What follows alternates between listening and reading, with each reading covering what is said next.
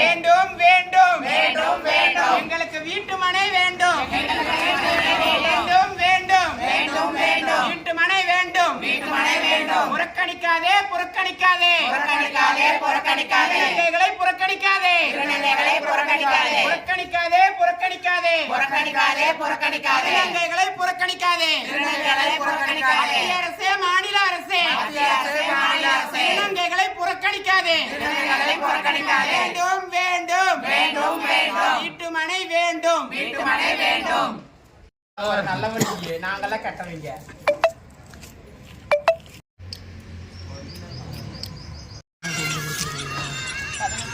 ஆமாங்க madam hello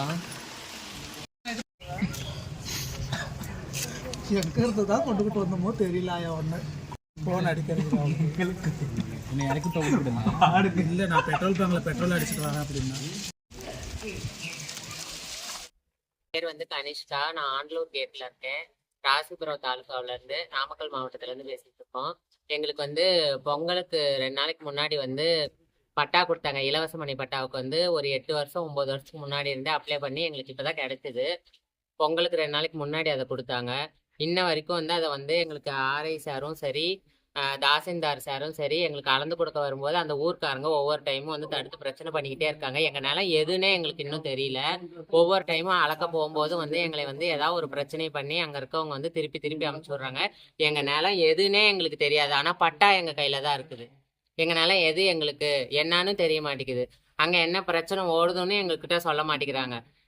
இன்னைக்கு வந்து போலீஸ் ஒரு 10 பேர் வந்திருந்தாங்க. தாசில்தார் சார் வந்து வேற பக்கம் மீட்டிங் போயிட்டாரு. ஆர்ஐ சார் வந்து அங்கே வந்திருந்தாங்க. ஆனால் என்ன பிரச்சனைன்னு எங்களை நிலத்துக்குள்ளேயே எங்களை விட மாட்டேங்கிறாங்க. அப்படியே வெளியே நில்லுங்க, எதா இருந்தாலும் அவங்க வந்து பதில் சொல்லுவாங்க. இல்லை போயிட்டு இன்னொரு நாள் வாங்க.